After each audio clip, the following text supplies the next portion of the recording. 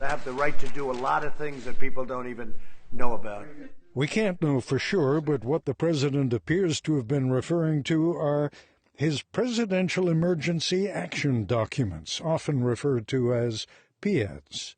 Former Senator Gary Hart. Even though I've had security clearances for the better part of 50 years and been in and out of national security matters during that half century, I had never heard of these secret powers. Do you know what they are now that you've heard of them?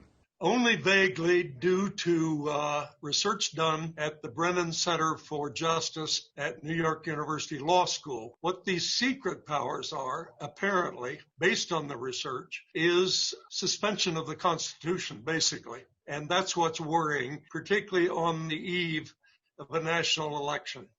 These are essentially presidential orders that are drafted in anticipation of a range of hypothetical worst-case scenarios. The Brennan Center research that Senator Hart referred to has been spearheaded by Elizabeth Goitein, the co-director of its national security program and a contributing writer at The Atlantic.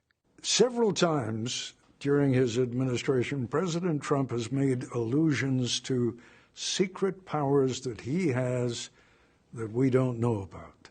Is he making that up? Well, not exactly. And what's alarming about that is that no one really knows what the limits of those claimed authorities might be, because they are often developed and kept in secret.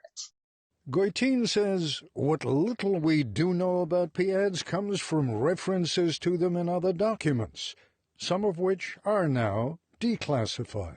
They originated in the Eisenhower administration as part of an effort to try to plan for a potential Soviet nuclear attack. But since then, they've expanded to address other types of emergencies as well. No presidential emergency action document has ever been released or even leaked. Not even Congress has access to them, which is really pretty extraordinary when you consider that even the most highly classified, covert military and intelligence operations have to be reported to at least 8 members of Congress, the Gang of 8.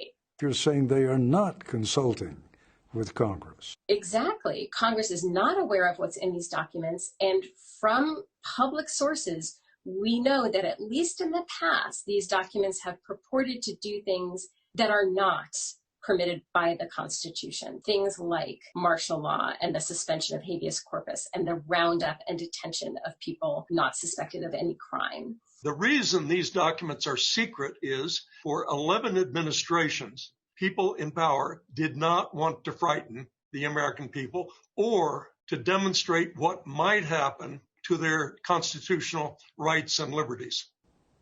And keep going. And you're saying what they're for? Well, every administration, including Democratic administrations, has revised and updated these powers. And I started contacting friends of mine of both parties who had been in senior positions. And I got 2 responses, or one response, which is, I never heard of these powers. And these are people in senior cabinet positions, or I got no response at all. And it was the no response at all from people I knew that began to worry me, because there not only is secrecy around these powers, there is a mystery around the secrecy. Tell me what you know about these PEADs. I think I know as much about the PEADs as any other American citizen, which is almost nothing at all. David Cole is National Legal Director of the American Civil Liberties Union, and he's concerned about the vast array of presidential emergency powers that we know about.